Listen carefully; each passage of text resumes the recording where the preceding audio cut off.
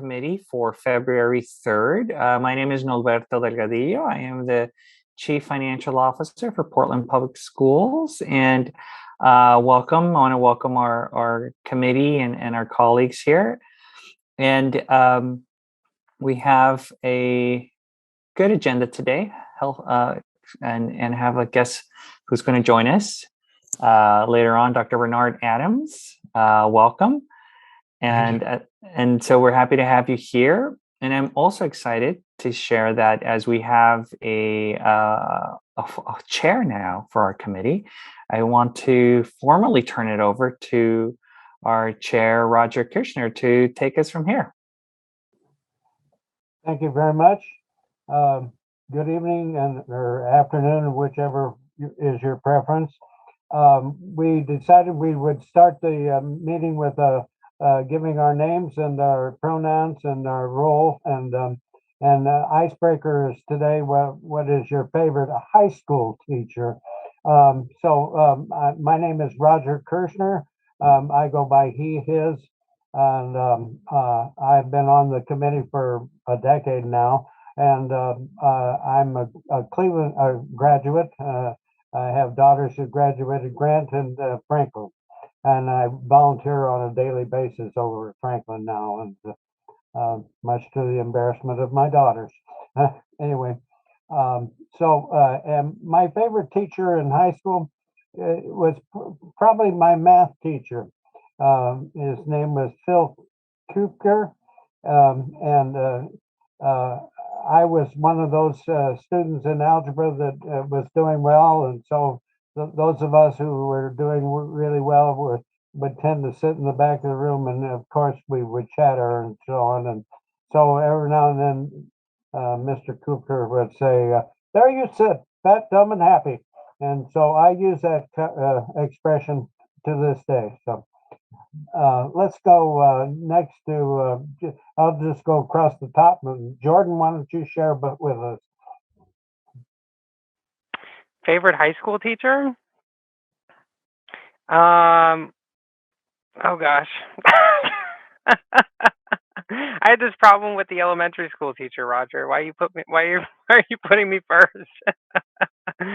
I had quite a few good teachers in high school, fortunately for me, but I'll say one of them, his name was Rick Bartha, and he actually taught an alternative program out in Gresham called Options, and it was a program for students who were back then labeled at risk of not graduating for a whole number of reasons. But I entered that program early on in high school, and it just completely transformed my path and my journey, and it actually ended up getting me into education later on. And so I'm truly grateful for that. And he's just a wonderful, wonderful educator. He's now retired, which is great. Good for him. My name is Jordan. My pronouns are they, them. And who are we going to next? I don't know who's next on the square. Would it be Norberto? Even if it's not, I'll go for it.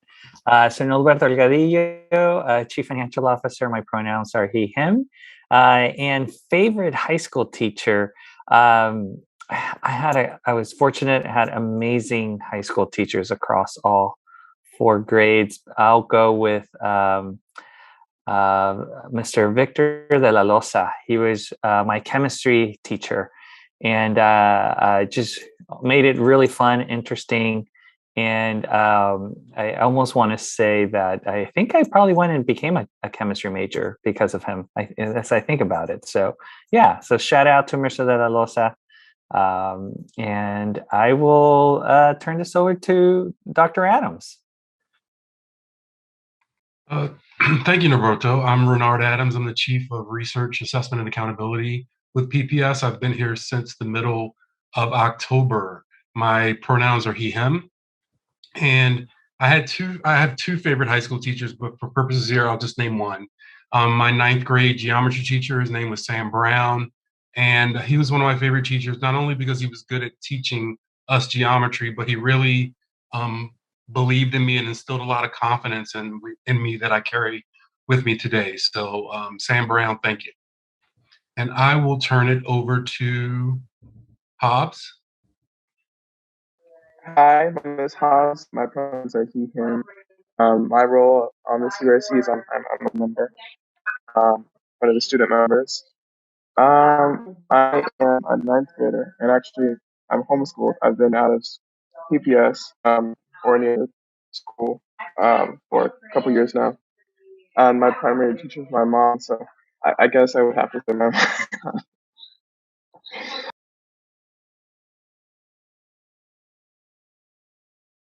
Oh, I forgot. Mr. Gary Hollins, have you gone? All right. I'm Gary Hollins. Pronouns is he, him. I am a board member, a PPS board member. My favorite high school teacher is my high school electronics teacher, Mr. Moses Davis. He was an African American teacher that I had, and he really made me look at critical thinking and thinking outside the box. He always had me asking, why can't you do more?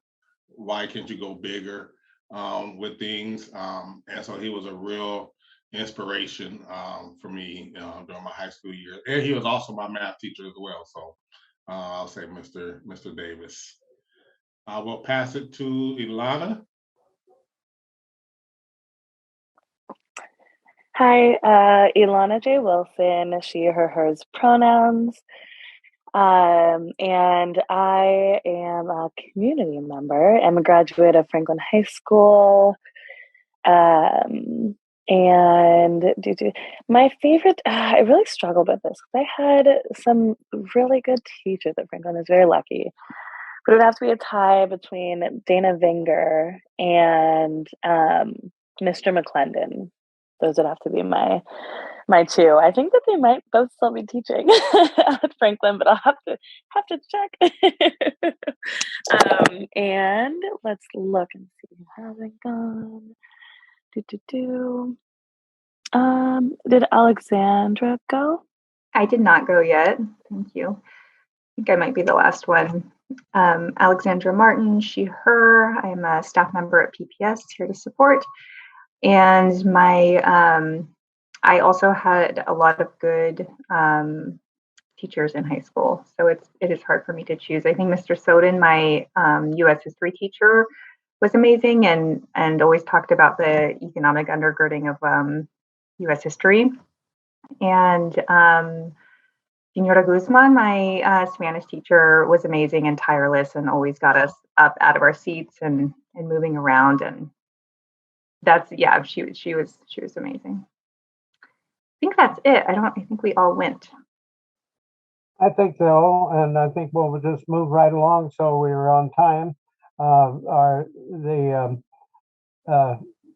When Jordan sent out the link for this meeting, he was gracious, or they was gracious enough to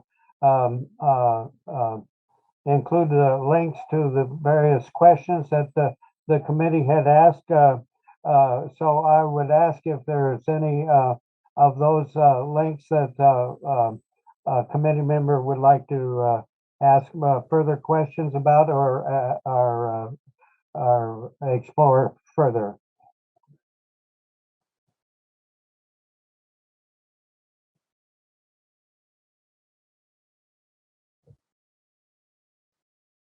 And Jordan, do I look for a hand or one of those things? I think folks could they could just speak out, or I guess they could raise a hand on the either or is fine. But we only have a couple other members here, so if Hobbs or Alana, if you have any questions about the links we sent out last week, and then or Gary, if you have questions. But yeah, I don't, and I wasn't able to read through the adopted budget. just because it's 300 pages long. So I'm gonna have to do that this week. But I read everything else. And thank you because it answered my questions that I had.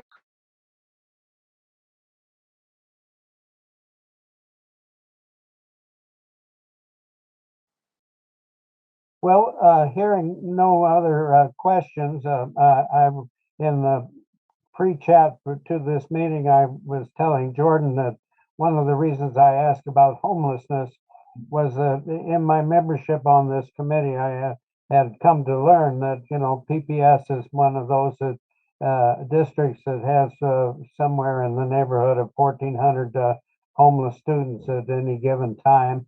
We're actually exceeded, or at least we used to be, by Beaverton School District, where as a major suburb of the city, it has more homeless students than do we.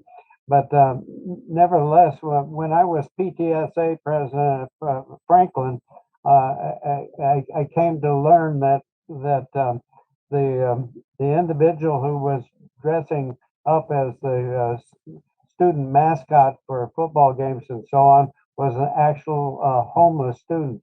When one of our attorneys that was working with the con law team learned of this, they took him in, fostered, homed him, took him to schools on the East Coast to tour for college and so on, and supported him all throughout his college career. So good things can happen, and we certainly want to be cognizant of those students that are among us and reach out to help them in any way we can. So I'll move us on. We're not quite at 5:30 when Dr. Adams was to go on, but maybe you will have the opportunity to speak to us longer as a result. We have, as an old member on this committee, come to rely upon the position that you hold and the data that is accumulated that helps inform us whether we're on track, whether our strategic investments are wise and sound, and so on. So I'll leave it to you to make your presentation, Dr. Adams. Thank you so much. Good evening again, everyone. I'm going to try to share my screen.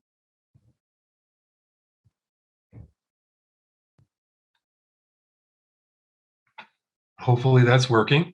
And so what I wanted to do tonight was to provide this group with an update on where our new baseline of student achievement is since we've returned to school during the pandemic in the fall of 2021. Director Hollins, you've heard this presentation. I'm not going to go through the whole thing. I'm just going to do some highlights here tonight for the CBRC. And so, there we go. Tonight's goal is really for members to understand our current and new baseline of student performance in PPS in both reading and mathematics based on the fall administration of the measures of academic progress assessment. In PPS, we use MAP as an interim measure, and it is also currently a part of the Board of Education goal structure. So what is MAP? The measures of academic progress is a norm reference test in reading and mathematics.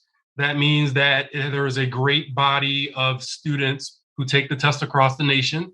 About between 11 and 14 million students are in their data lake. And so we can compare PPS student performance to national student performance and see how far above or below that expectation we are.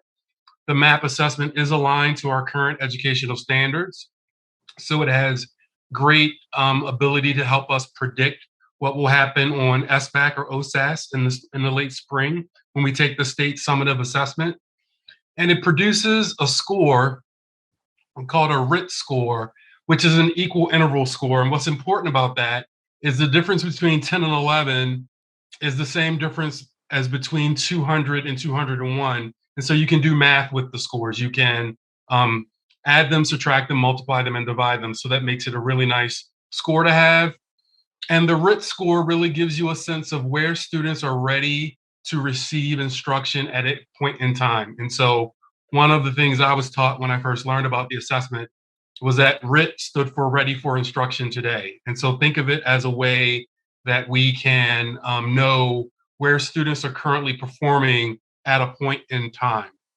And so first, we'll go through some reading data. We'll look at grades 3, 5, and 8, and then and overall, and then we'll look at math data overall and math also in grades 3, 5, and 8. And then I'll entertain any questions that the group may have. So this slide shows our average performance in green on the MAP assessment for grades 3 through 8. And the yellow dot signifies the target performance of what would be expected at that grade level. And this chart is really what we hope to see most of the time, which is our average student score is higher than the national RIT norm. And so we're doing relatively better in reading than we are in math. Spoiler alert. But we still have lots of work to do in both areas. And so across those grades 3 through 8, our reading performance really exceeds the expectations as a whole, which is some good news. When we disaggregate the data, however, we see some different trends that we know we need to attend to and put some focused attention and resources toward. Here is our third grade reading by our different student groups. You'll see the name of the student groups across the bottom of the chart. Here, the RIT score for each student group on average is shown by the green bar, and the yellow line is the national target for the normative MAP assessment. So you can see achievement varies by and across the different groups, and only some groups met that national expectation. We met it in all students. White students, multiracial students, and Asian students met that expectation. However, our Black and Native students' achievement was similar to what we could expect at the beginning of second grade. So in third grade, they're looking like they're a year below grade level expectations. And our underserved students of color, which is all the way to the left of your screen, also demonstrated performance that would typically be seen in the middle of second grade. So they're in third grade and looking like they're about a half a year behind where we would expect them to be.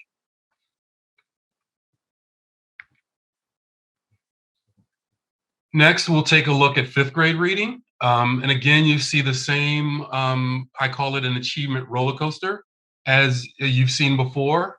The only way I know at this point to make the roller coaster look different is to change the order of the student groups. Here, our underserved students of color in fifth grade are demonstrating performance similar to the beginning of fourth grade. And what's a little worse is our Black, our Latinx, and our Native students are demonstrating performance similar to what we would expect in reading of the third grade. So they're further behind than were their third grade peers, and they're actually reading on third grade levels or ready for instruction at the third grade level, and they're in fifth grade. So we've got to do some acceleration to bridge some gaps there. In eighth grade reading, you again see that our all students, our white students, our multiracial students, and our Asian students met and exceeded that expectation. And in this grade, it's 219, and other students missed the mark, unfortunately. So in grade 8, our Black students had the lowest achievement levels with a RIT score that we would typically see in the winter of the fifth grade year, while our underserved, our Native, and our Latinx students' achievement was in line with what we would see in the winter of the sixth grade year. So you can see that the older the students are, it appears the further behind they are. And so the more acceleration and support we need to provide to them.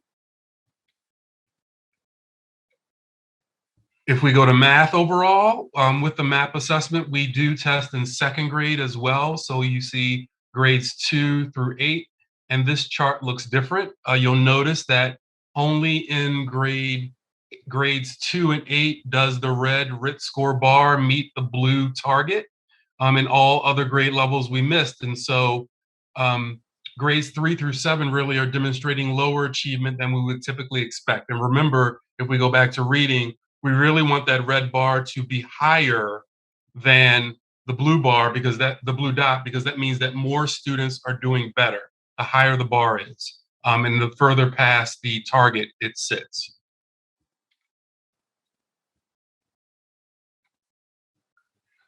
So let's talk about grade 3 in math. You'll see here that the target was 190 in terms of a RIT score. And in grade 3 math, only our white students met and exceeded that score. Underserved students of color and Native students showed performance that we would expect in the fall of 2nd grade. And our Black students are almost 2 years below grade level, and they're demonstrating performance that would be expected in the winter of 1st grade.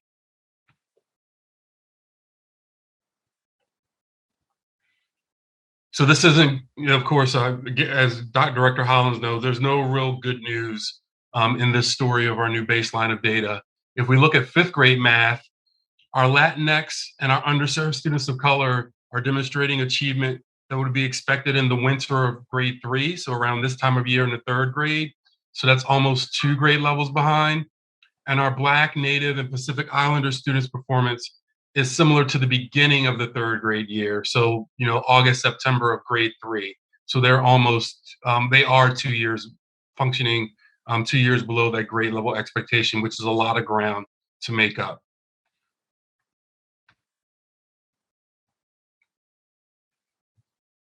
And finally, if we look at 8th grade mathematics by race and different service group, our Native students in 8th grade actually showed some higher levels of achievement, relatively speaking to what they had been showing, and they are demonstrating performance that we would typically see in 7th grade. So our Native 8th graders are only a year behind. Our Latinx and underserved students of color showed performance that would typically be seen in the winter of 5th grade. So they're about 3 years behind. And our Black students demonstrated the lowest achievement with a RIT score of 206, which we would expect to see in the winter of 4th grade, or nearly 4 grade levels below those expectations.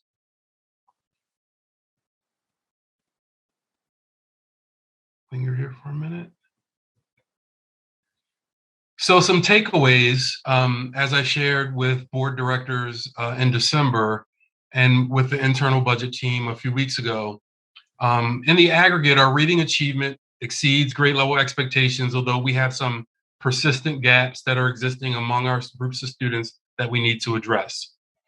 In the aggregate, math achievement was lower than grade level expectations in all grades except grades 2 and grade 8. And finally, our students of color are showing greater levels of unfinished and interrupted learning based on the pandemic in both reading and mathematics, and they're often demonstrating achievement at levels that are far below that grade level expectation. So we have much work to do in both reading and math.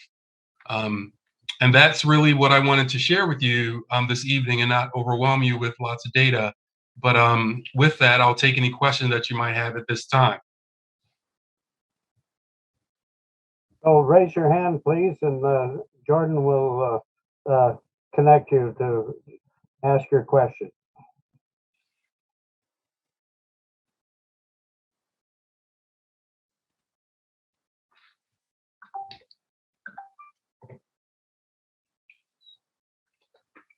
Jordan, it looks like Alana has her hand up. Oh yeah, go ahead, and Alana, you should be able to. There you go. Cool, sweet. I just wanted to respect the process, but I was just curious.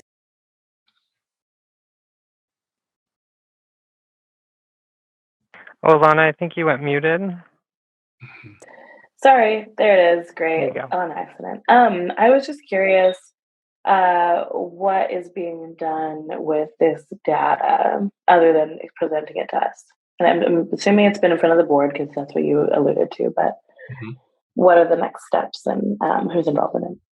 So thank you for the question. So what you will see moving forward as we bring forth a budget the superintendent brings forth his budget for next year for the board's consideration, is you'll see some strategic investments in supporting accelerating student achievement for next year, although we are working on things right now that we can work on. Dr. Proctor, our now Deputy of Instruction in School Communities, has reorganized and created some support in the Office of Teaching and Learning. We now have a Senior Director of Learning Acceleration because we know our students who are behind need to catch up. And so that's been a strategic investment in carving out a specific position to help us understand the learning leaps that students need to make in order to be successful. We are reimagining what central office support looks like, and we will continue to implement new standards aligned curricular adoption. So we currently have a new mathematics curriculum in K-5 that's just been adopted this year, and we're working on strengthening the professional learning offered to our teachers so they can then implement that curriculum with a high degree, of fidelity, because we know when we're implementing curriculum aligned to standards and providing students with the right supports and scaffolds that they can and will do well. And so those are some of the things that are happening now. And as I said, moving forward, you should see some budgetary investments in our next budget to further accelerate student achievement.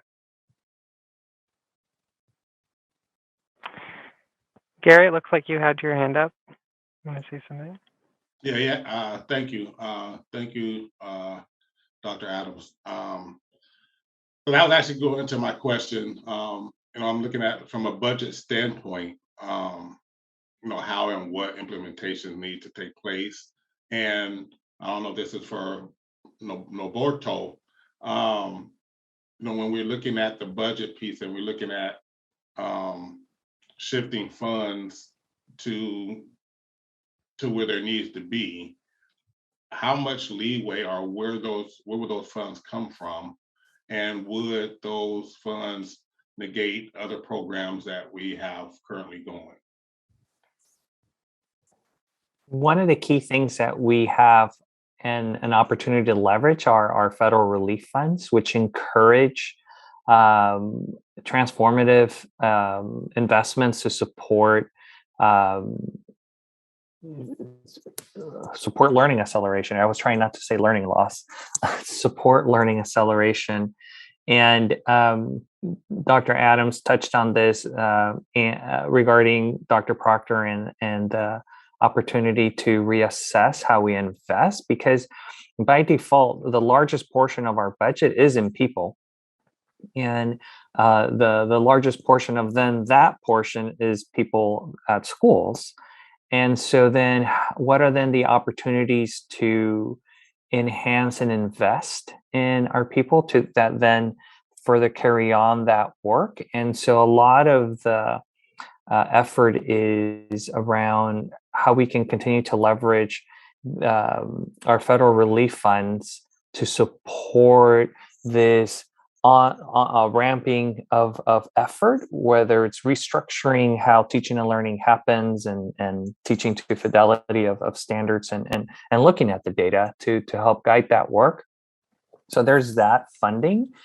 And then there's also the opportunity to reassess how existing investments are being managed. And I know that Dr. Proctor's taken a fine-tooth comb, I think I got that right, to assess her department. And as Dr.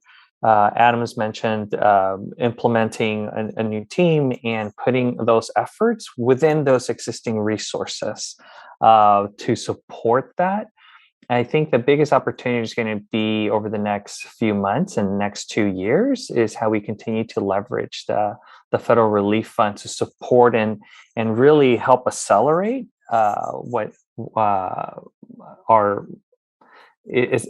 accelerate our impact to support or to change this data.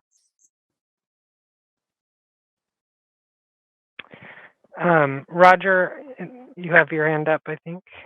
First. Yes, thank you. Two observations. At your presentation to the board, Dr. Adams, you pointed out the distinction of the size of the various cohorts. For example, the Native American and South Sea Islander cohorts are quite small, hence a poor score 1 year can reflect wide swings over a next year that where the success might be greater. Also, in my years of serving on this committee, we're always trying to divine how to make more resources available. In fact, the history of the district is there's a whole 50-year history of trying to bungle up different monies to help with the gaps that have occurred. It's hard to assess what those strategic investments, which have been successful and which are not, and so it may not be just putting money on a problem that is the solution is what I'm trying to point out. And in a recent conversation I had with a teacher at Franklin who prior to coming to Franklin as a full-time teacher had been substituting, and he said his favorite school to substitute at was Roosevelt, which was good news to me because lots of resources have been put to that school, and I thought, well, that's indirect feedback that I hadn't heard. Any response you might want to make? What's the date of the data that was presented? I'm sorry, your last question was what was the date? Yes, when was this compiled? We obviously, due to COVID and so on, testing of all sorts has been delayed or not taken or so on. So Absolutely. Students tested this past fall from late September through November, and then we compiled the data in November and presented to the board. I believe it was at the first December board meeting. I could be wrong, don't quote me on that. But these data are from this just a few months ago. And we now have a second map window. Our winter window is open right now. So schools are beginning to assess their students again.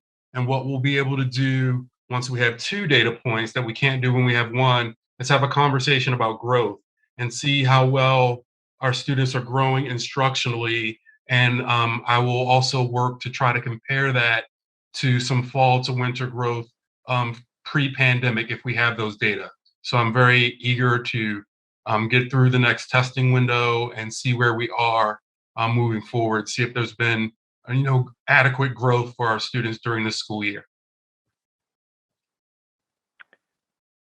Alana, do you have a question? Yeah, I was one of the folks that was pushing very hard and organizing around the Student Success Act. So I'm here for targeted funding. I'm curious about how the funding assessment is going to happen so that the things that PPS decides to invest in are the things that we know will work for these communities. Yeah. Does that make sense? Like, is there a report that's like, hey, we know that these are the ways that we can make it better? Like making sure we have teachers that look like the kids and that the teachers are getting the right training. Like, is that coming from other?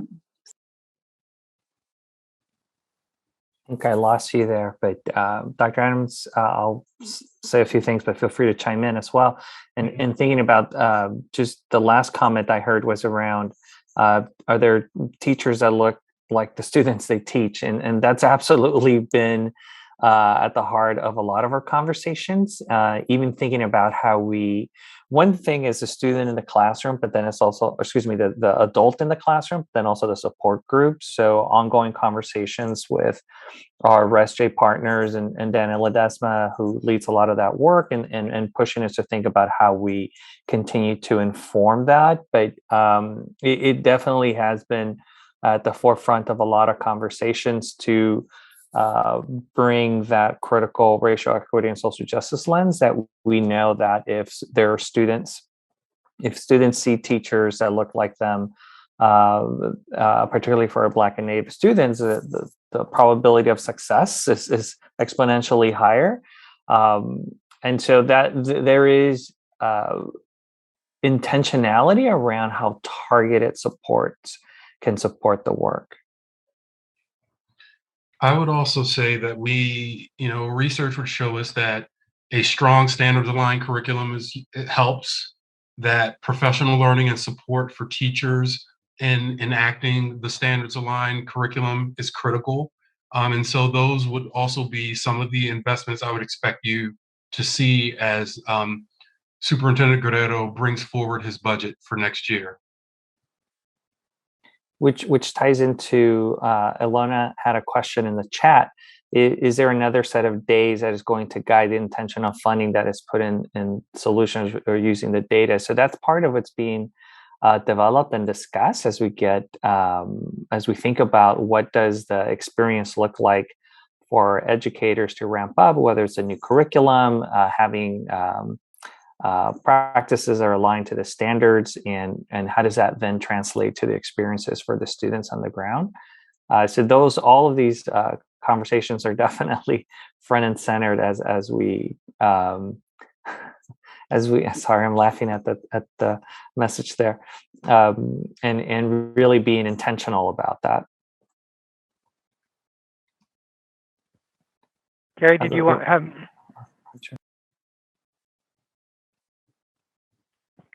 Sorry, did I cut somebody off? Yeah. So when we're talking about trying to stick to the budget piece, when we're looking at the budget pieces and looking at those targeted investments, and with the fluctuation of how budgets works with school districts, and money tied to students and all that stuff, and when you talked about some of the federal funding that we know is going to be one-time funding pieces, what are or should we be looking at in the budget piece around new investments or resources coming into the district, or other type of resources, whether it's grants or endowment? Somebody got a rich uncle that has $30 billion down the street somewhere. Yeah, well, right, I think that's right, we're always welcome. I think there's a opportunity to welcome philanthropic support. We have our fund that is really out there thinking about how we engage the community and business partners.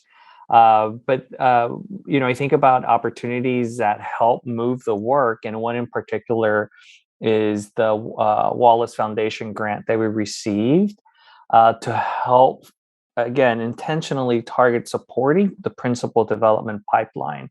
And how do we continue to develop our principals? Because next to the teacher is the principal that impacts the development and success of our students.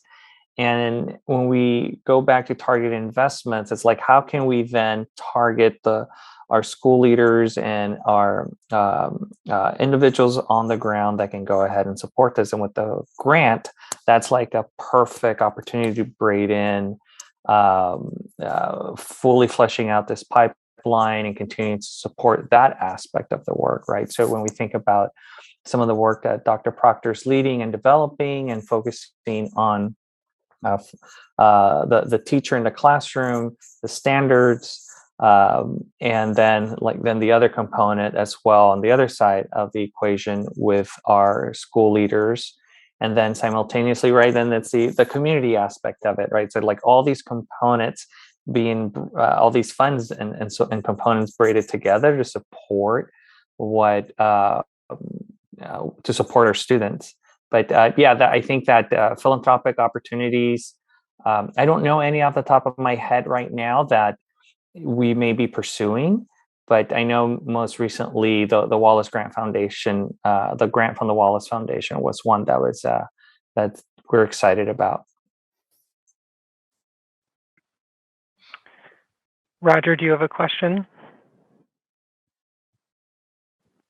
More of an observation. I was wondering whether Dr. Adams, whether there is any significance to be realized with correlating scores on maps with the absentee record of teachers due to COVID.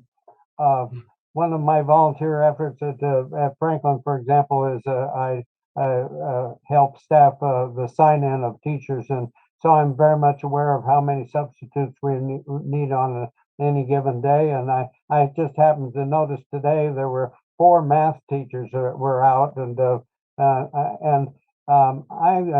looking back on my own experience in math and so on, interruptions in instructors might been a factor of success of some students. Sure. Thank you for that. I think we know that our students do best when they're in the presence of a highly qualified and highly effective educator, and that our substitute force is a critical piece of how we function and operate every day, but no one replaces that certificated, highly qualified, highly effective educator. And so there has been a lot of interest in substitute usage this school year versus other school years. I think it will be interesting for us to think about as we look at student achievement this year, to try to see how we might be able to triangulate that to how often students were in the presence of their assigned teacher. Certainly is a question that I have. I'm fully aware. I'm on the email chain to receive daily reports of substitute usage across the district, so I can see how that's happening every day. And I know Norberto, probably you may not receive that, but I certainly get it.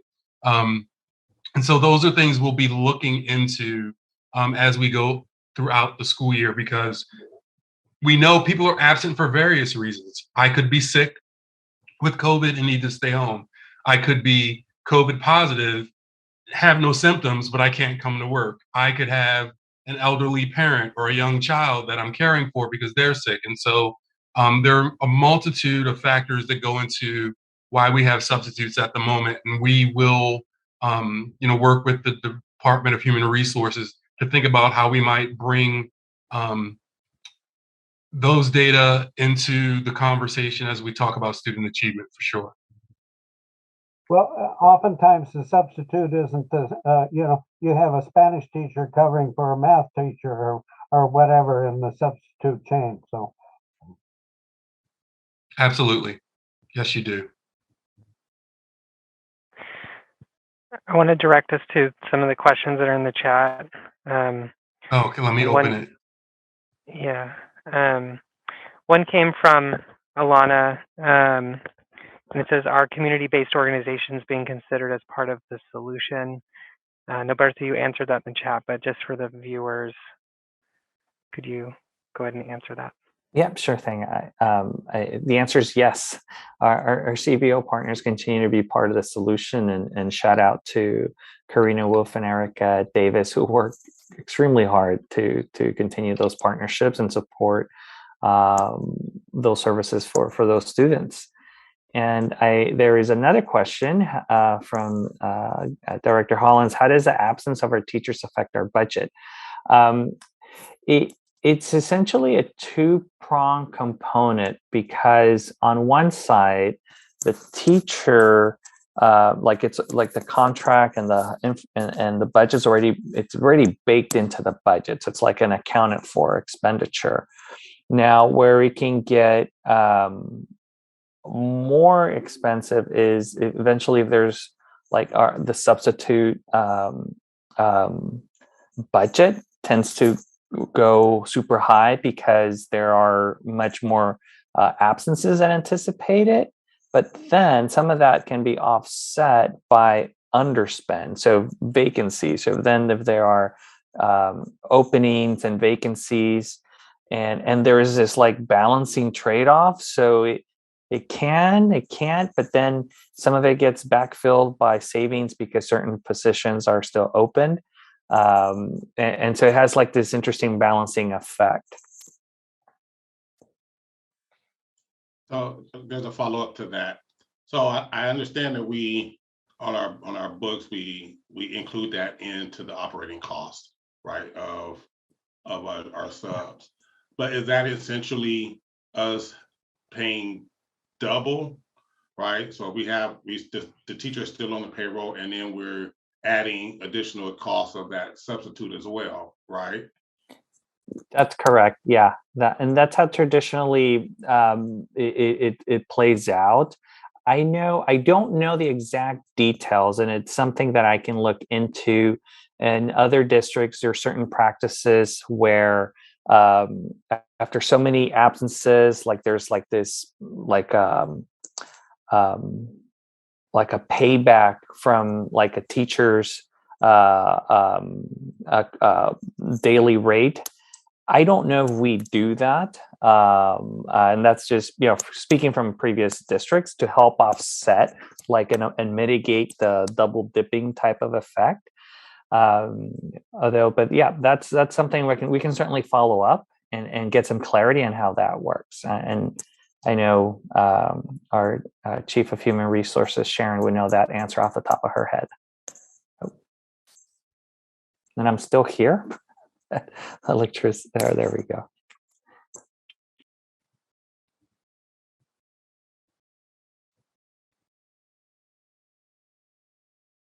I would Lana, just could comment. you elaborate on your question?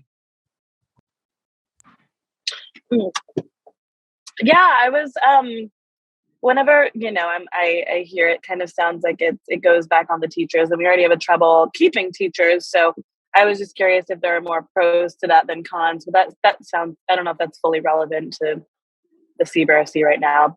So it doesn't need to be an extensive answer, but is it just cost? In terms of needing substitutes? No. Sorry, he was talking about the potential to have like the payback, whatever the payback thing. Yeah. Yeah, and that was to confirm that was in a prior district, and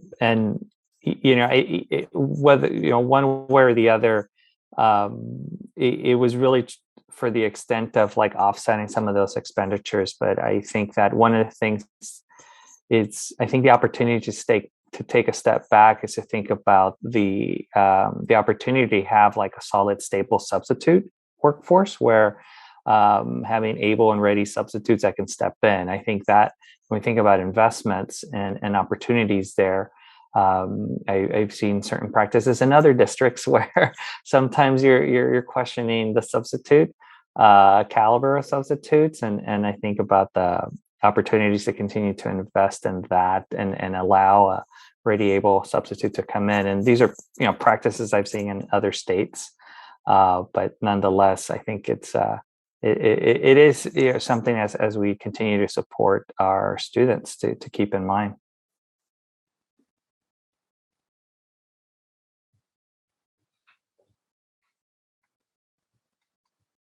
And Roger, you're the chair, so I defer to you to jump in and.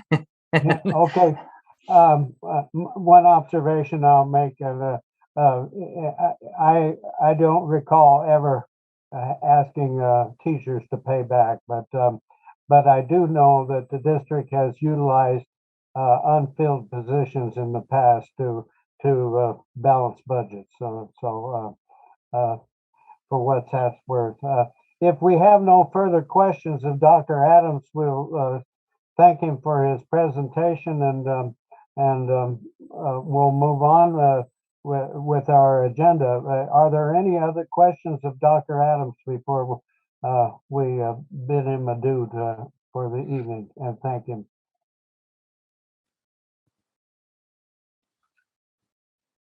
Thank you, Dr. Adams, for joining us. Well, thank you all for having me. I appreciate getting to know you and spending this time. I'm sure I might see you next meeting, perhaps. Take good care. Thank you. Appreciate it. Thank you very much. And so the next item on the agenda is Q&A, or good for the order. So Ilana or anybody else, if you have any questions you want to fire at staff, now's the time to do that.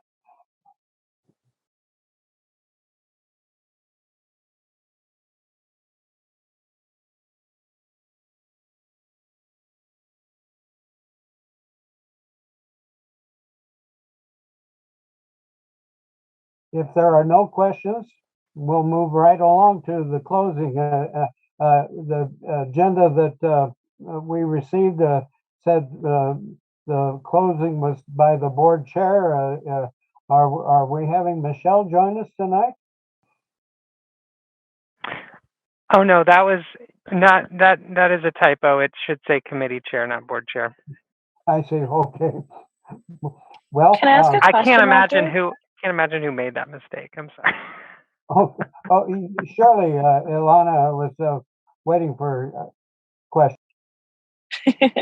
Great. I was just curious, since we have time, if we could just briefly go over what we're going to be going over next week, just while we're together. I feel like that's just how my brain works better, to get excited for next week and do the pre-work. If that's okay. We actually have a week to do our homework. In other words, you can read all the various things that were in the links for this meeting. But Jordan, or Norberto, do you want to chime in as to what the future agendas might be? Yeah, certainly. So to confirm, no meeting next week. So we have a Thursday off, and then we'll come back, and as we start ramping up into the next few months, some of the topics we'll be getting into is enrollment. We'll get a sense of start getting into conversations of our federal relief spending and how's that shaping up. And then, and that just kind of ties into like, how's it shaping up into like some of the target investments and fleshing out some of those conversations, and then getting into the nuts and bolts of the budget, which would be into March. So just a reminder, I believe it's March 15th that would have the CBRC has a working session with the board where we would get an opportunity to present like broad strokes of the general direction of the budget, the key areas and of investments and key areas of focus with the superintendent's proposed budget in April. So still more data to come. And that's, I think the big question I guess I'm thinking of like guests. And so I wonder if there's an opportunity to maybe invite Dr. Proctor, and like as we get closer to March as well. So that's something I can follow up and connect with her. But yeah, I think that would be good to have Dr. Proctor. Now, just to clarify, she now occupies the position that was formerly occupied by Sean Bird. Is that correct? Correct. Oh, okay. So, and just as a heads up to the committee, our joint meeting with the board on the 15th of March is actually a Tuesday, not our regular Thursday meeting date. But our next meeting is on the 17th of February, which is a Thursday. So, Hey, can I ask how long we'll have with the proposed budget?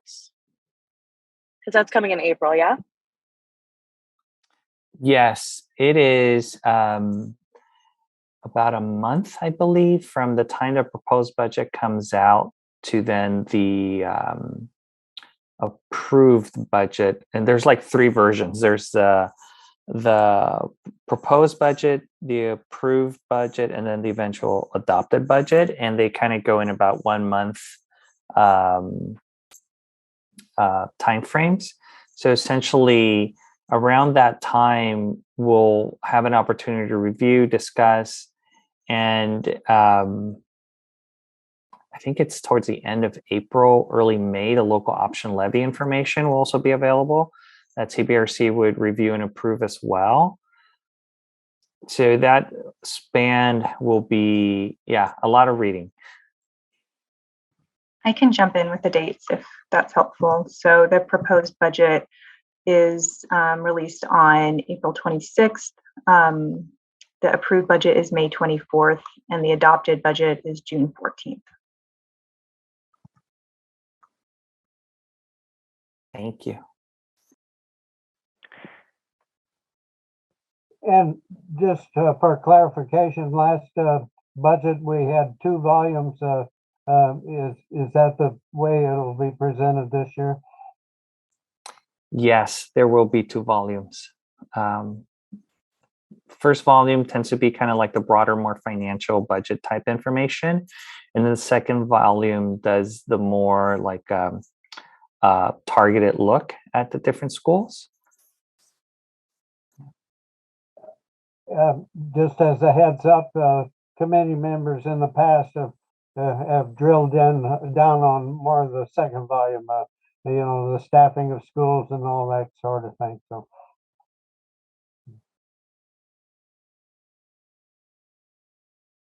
I'm smiling at Ilona's comment. Yes, it will be fun. Thank you so much for allowing my questions and answering them. Of course. Are there any other questions before we adjourn for the evening? I have a good of the order question. Did you adopt the minutes from the prior meeting? Good question. No, we did not, and I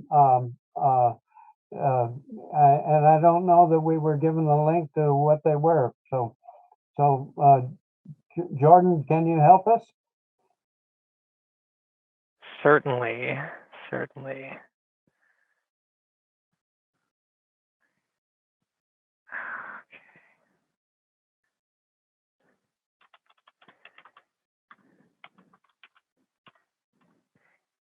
Think. So you just are needing the agenda from last meeting with the meeting that has the meeting minutes on it? The minutes themselves, I don't do we divine that from looking at the agenda? Kind of both combined. Yeah, Roger, if you look at the link, it'll be right there. All the notes are in there. Yeah, so if in the chat I put the agenda towards the bottom of the agenda. If you keep going, you'll see. I'm scrolling through it. Anybody with the eagle eye see anything that needs to be corrected?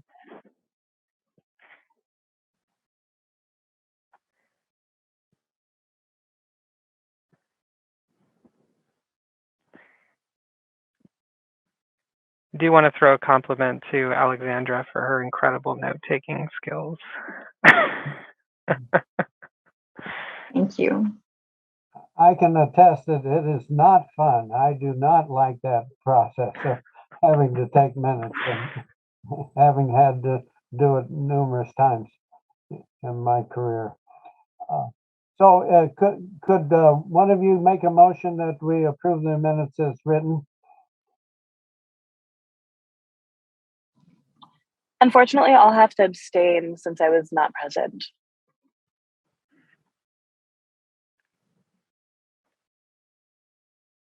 Hobbs, that makes you in the hot seat. I was going to say, I think Hobbs is the only one.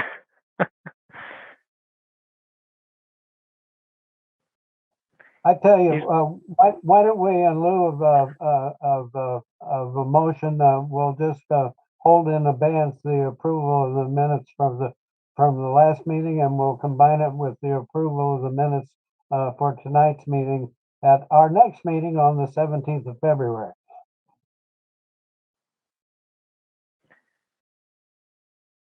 I was gonna say, do I have to say aye? No, I was asking if you wanted to make a motion to approve the minutes of the last meeting, and I Yes. didn't hear one, and so do you want to move that? Yes. Okay, then I'll second, and we'll all those in favor say aye. Now you get to say aye. Yeah, good. Aye. The minutes are approved as written. Thank you. And Alexandra, we'll look forward to the minutes of this meeting when we meet again on the 17th. If there is any other word for the order, I'll adjourn our meeting for tonight. And thank you very much. Good night. Thank you, Roger. Good night. Take care, everyone. Thank you.